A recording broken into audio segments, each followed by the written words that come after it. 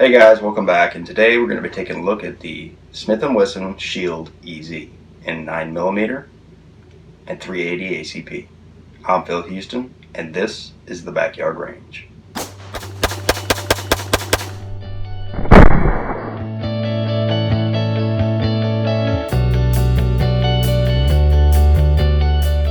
Alright guys, so here they are, the Smith & Wesson 380 Shield EZ and the 9 Shield EZ. So, quick little story. I bought my wife's first pistol, and it was very difficult for her to rack the slide on it. On top of which, it really wasn't a very reliable gun. So, I went back and I purchased this 380 Shield EZ, kind of on a whim. It was very easy to operate all around. Has a nice little helper here for loading the ammo, and it is she shoots this thing like she's been shooting, you know, for years. It's her first gun, and she absolutely loves this thing. So there were a couple of quirks with it. First being the magazines. The two magazines that came with this gun, they had some problems. In fact, they still have problems. So I've got the other one right here. On the last round of both of these magazines, probably, I don't know, I would say every 2 magazines, if not every 1 magazine, they would stovepipe a live round. So it gets to the last one, instead of chambering it, the round would actually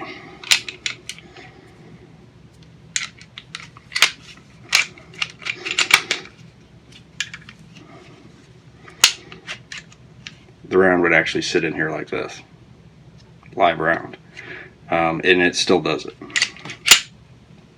So I went out, or actually, first thing I did is I went to Smith & Wesson and told them that there were some problems with the magazines. I told them exactly what it was doing.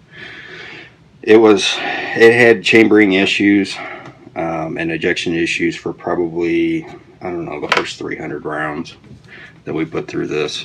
And for the most part, with the exception of that stovepiping, that live round, most of those problems have worked themselves out. So we took it out a couple of days ago. We ran, I don't know, probably close to 300 rounds through it. We identified the 2 magazines that were stovepiping. As soon as one would stovepipe a live round, we would take it out of the mix, and we got down to 1 magazine. And with that 1 magazine, we ran 150 rounds through it, which I don't even know how many magazines that is. But it ran just fine. It didn't have any malfunctions whatsoever. So it was definitely the 2 magazines. We put these 2 magazines back into the mix, and we ran two additional magazines through each of these, and they both stovepiped a live round at the end. So definitely the magazines that were causing the issue. With that being said, we worked out the issues with this thing, and it really shoots wonderfully, and it's just perfect for her. It's really easy to manipulate, pretty much in all aspects. So with that being said, Smith & Wesson just released the 9 Shield EZ, and I thought, well, we had such good luck with the 380 Shield EZ, why not try the 9mm? So I want to say right off the bat, I first disassembled this last night, and it hasn't been fired yet. I had to beat the slide off of this. I mean, it was jammed in there so bad that I literally had to beat the slide off. Let's take a look inside here real quick. Overall, the features are pretty much the same. grip safety, single-sided mag release, which can be switched. The only real difference here, so we got our loaded chamber indicators. We got the same rear sight. The only major difference here is the dovetail in the 9mm. So let's go ahead and take this apart real quick. In fact, I want to take them both apart.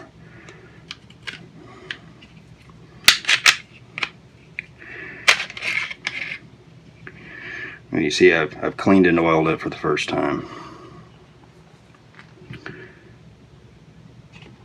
And already we're already seeing some wear on it. And it's not even been fired yet.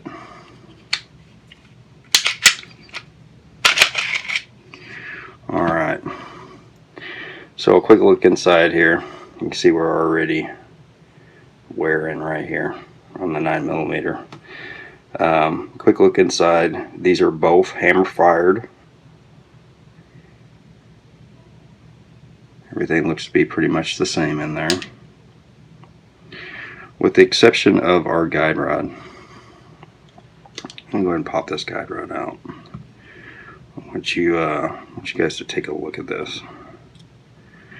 So with our 380, we have a plastic guide rod, and on the end of the guide rod it's keyed. It can only go in one way.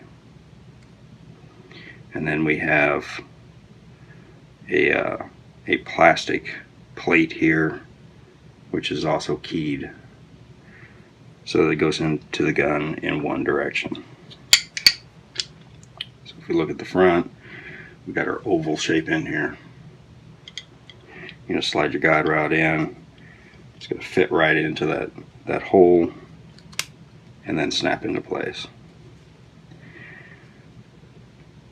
While I don't agree with using a plastic guide rod, it's not moving, right? So when this thing cycles, that guide rod isn't going to wiggle from side to side. It's not going to turn. So if we take a look at this one for the 9mm, we can see that it's not keyed. This appears to be a metal guide rod. It's got a little plastic cap that goes over the end of it, and it appears to be keyed on this end. The problem is that when we stick this guide rod back into our slide, when we lock that down in place,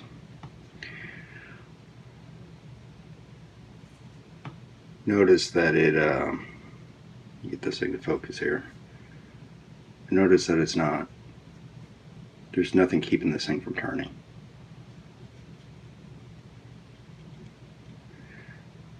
So if this isn't exactly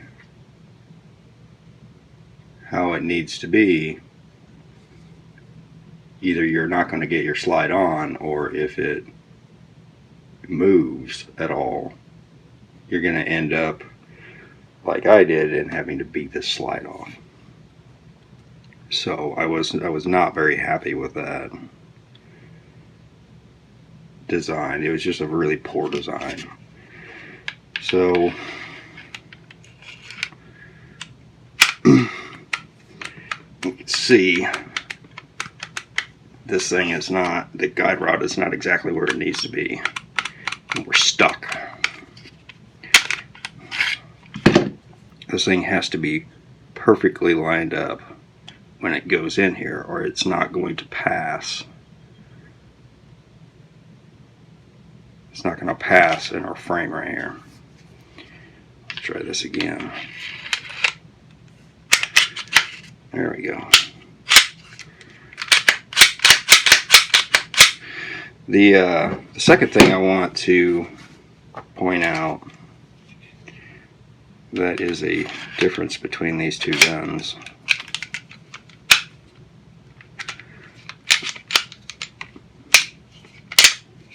is that this one is very smooth all the way through the pull. This one, not so much. It's very jerky. No, I mean, it's no doubt that there's something inside of here that's just not, either not smooth, or, you know, we got an unnecessary amount of drag in there. I noticed it when I first took it out, when I first took it apart, and it's been through cleaning. I mean, there's an ample amount of oil inside this thing. I mean, it's just literally leaking out everywhere. So it's not that. It's not very smooth. So I wouldn't exactly put it on par with the 380. Now, the 380 is, the 380 is going to run you about $350, $360. And this is before tax, obviously. The 9mm is running anywhere from about $400 to $450.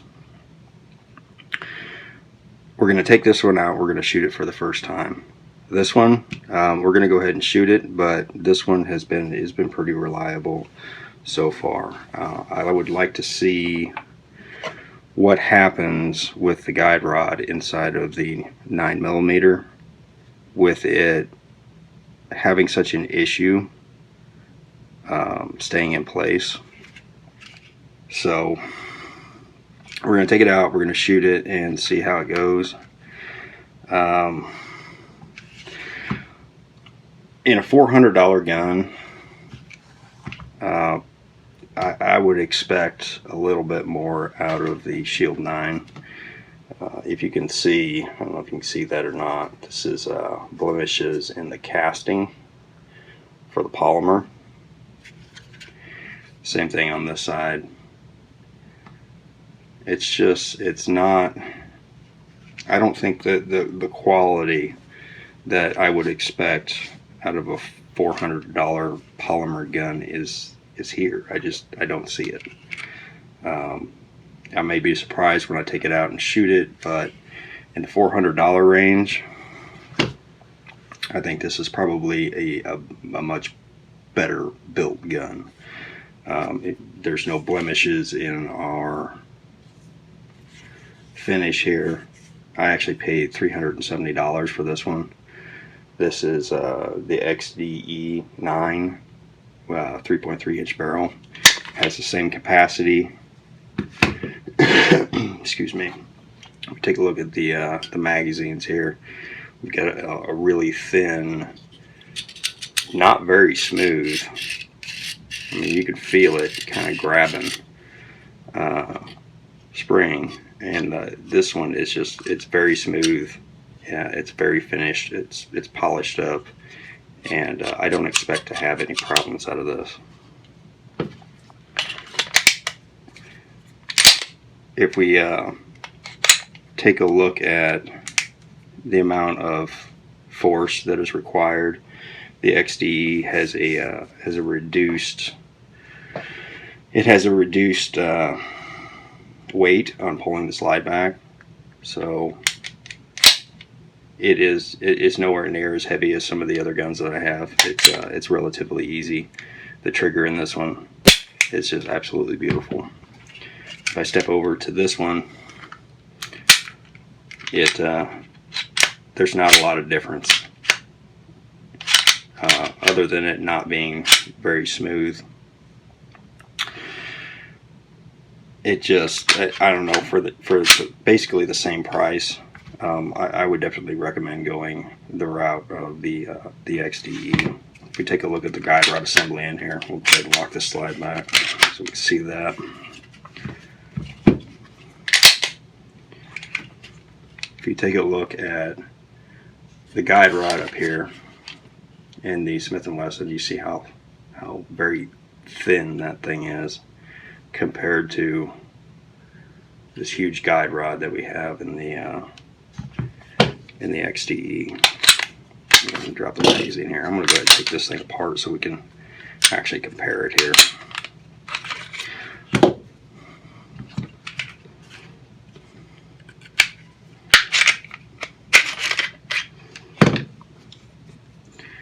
Hopefully you guys can see that major difference between how hefty the Springfield is built compared to the Smith & Wesson. Now, these are both hammer fired. In fact, all three of these are hammer fired. Basically what that means is, for the EZs, you have an internal hammer here. It's single action, and it's just a hammer. You can only pull the trigger when the hammer is cocked, which means you have to rack the slide in order for that hammer to be in a position that you can fire it.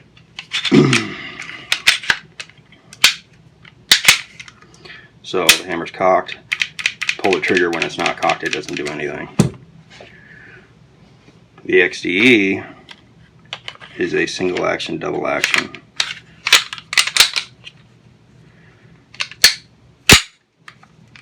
So if the hammer's cocked, it'll fire. If it's not cocked, it'll still fire. There are too many advantages at this price point for the Springfield versus the Smith & Wesson. This gun I fired, I don't know, 350 rounds through it straight out of the box, and never had a single hiccup with it. We'll see how this one eventually performs out here on the range. We'll be taking it out here in just a couple minutes. So overall, I mean, it is as advertised. It is a bit easier to operate, drawing the slide, and it does have a helper here to help get the magazines loaded, which is nice.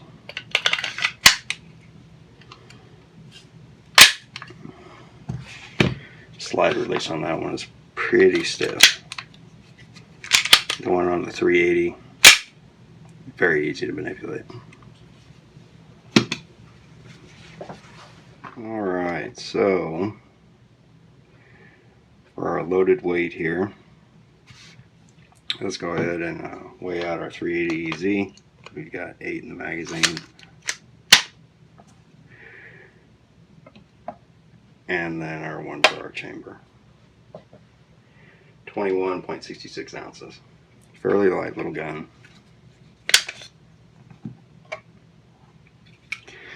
And if we move on to our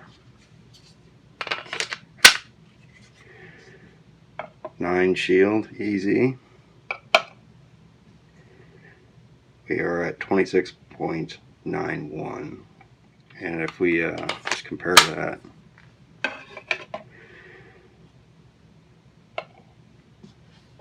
we're at 28.61 on the XDE.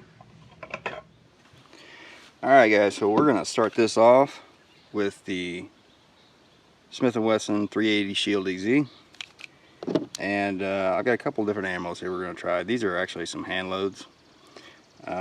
These ran really good the last time we had it out here. I've got some Remington UMC and some Winchester brown box. So we're going to run a magazine of each through here, see how it does.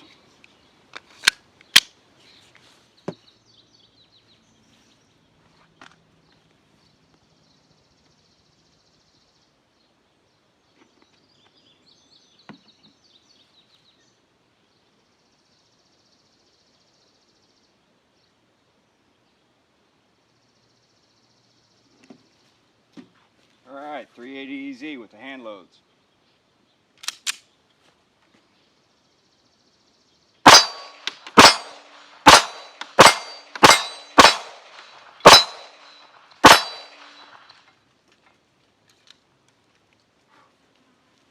Very nice.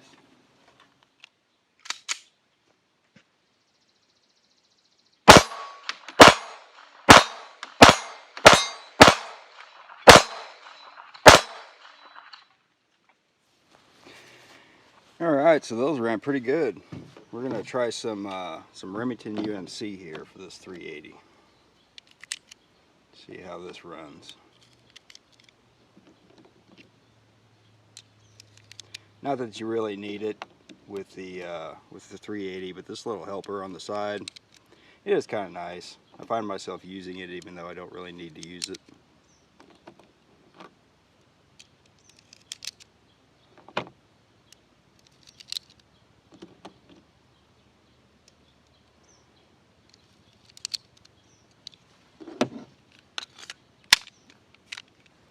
Alright, let's see how this does.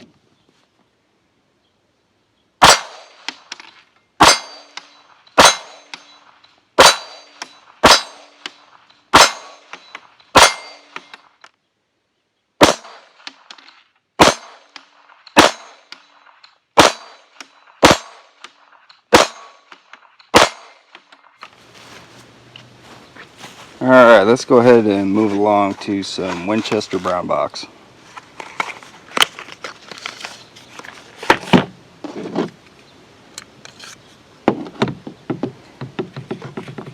And these are flat point bullets, so if it's going to have a chambering issue, probably going to be with these.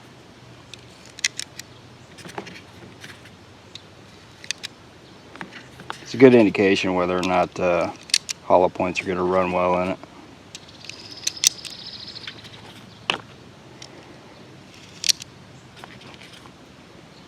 It's like 8 o'clock in the morning and it already feels like it's about 90 degrees out here. Alright, let's give these a try. So when we originally broke this gun in, there were some chambering issues with these. So let's see if that's been worked out.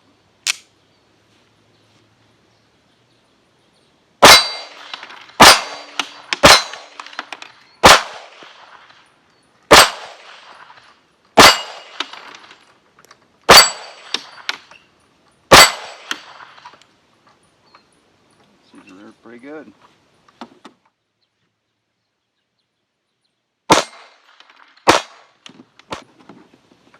Now, let's move along to the Smith & Wesson 9 Shield EZ. We've got some Winchester white box here.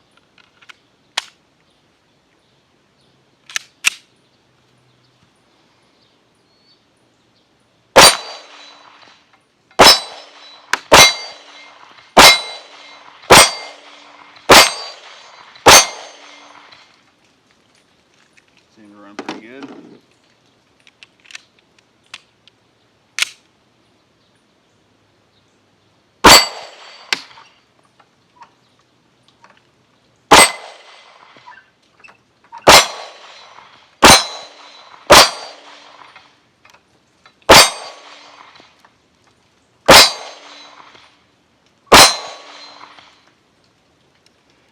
So I had one instance where I didn't release the trigger far enough for it to reset, and it didn't quite reset. But I'm going to go ahead and try that again. All right.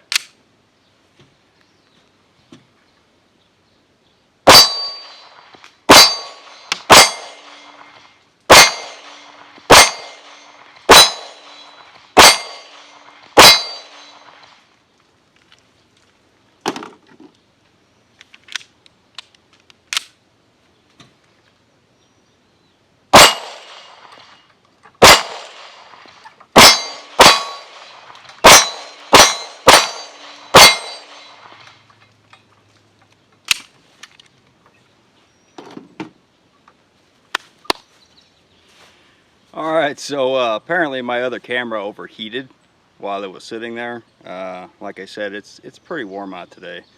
380 EZ ran just as good as I expected. Once we got those couple of magazines out of there that were causing it to stovepipe those rounds, it seems to run perfectly.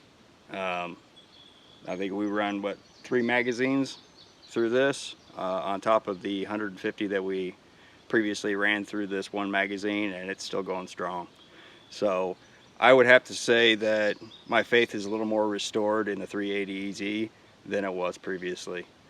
Fortunately, we were able to figure out exactly what the problem was. Smith & Wesson, I had reached out to them originally. They sent me some new magazine springs. We stuck the magazine springs in it, and it didn't really make a difference. The magazine that we're currently running in it was something that I had purchased completely separate.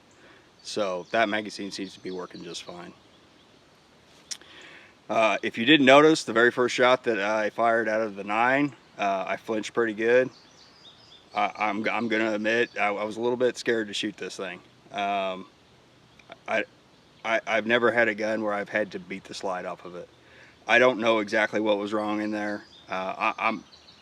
My gut tells me it's got something to do with that guide rod having to be just perfectly placed in there. It very well could have shifted during shipping. It could have just been, you know, people trying to disassemble it in the store, maybe with a trigger lock on it or something. Honestly, I've looked it over and I can't figure out anything that would cause that, aside from that guide rod getting caught up in there somehow and causing this barrel to not be able to slide past where it needs to slide past. It seemed to run fine. We ran 4 magazines through it. I think it ran pretty good. In fact, I'm going to go ahead and I'm going to see if I can disassemble this now, just to see if the firing that we did caused anything to shift in here.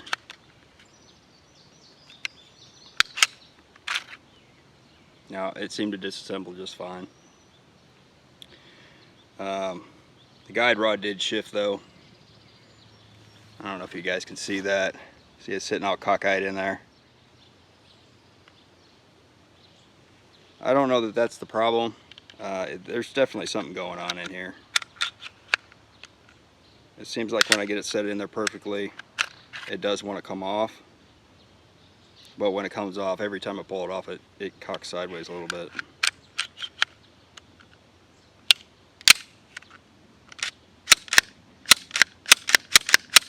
Who knows, maybe shooting it worked a little bit of it out. You know, time will tell. It seemed to shoot fine.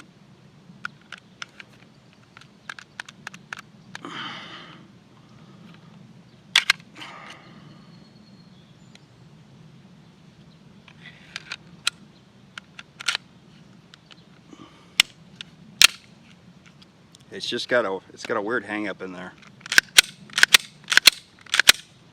In fact, I'm gonna go ahead and shoot off a couple more rounds just to see how it runs.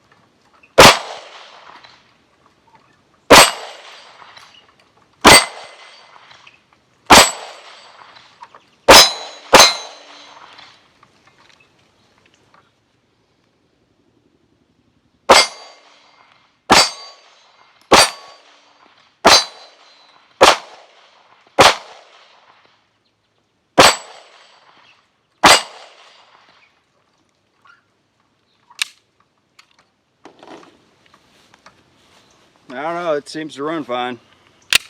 Just got a weird hang up whenever I try to assemble it or disassemble it.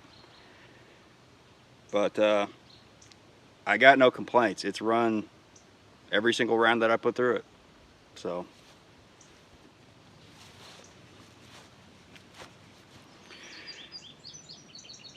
my final thoughts, the 380 EZ, it has redeemed itself.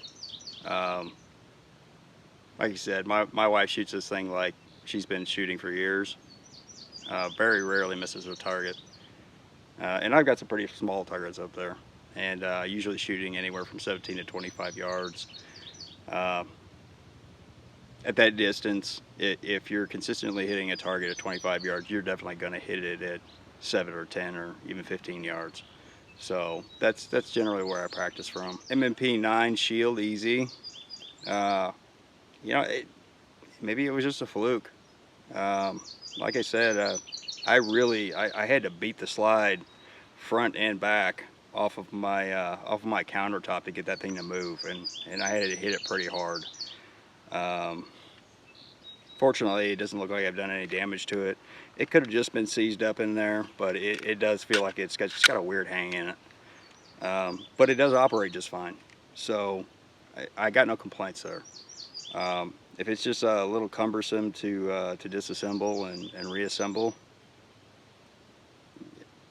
I can't take that away from the reliability of the gun.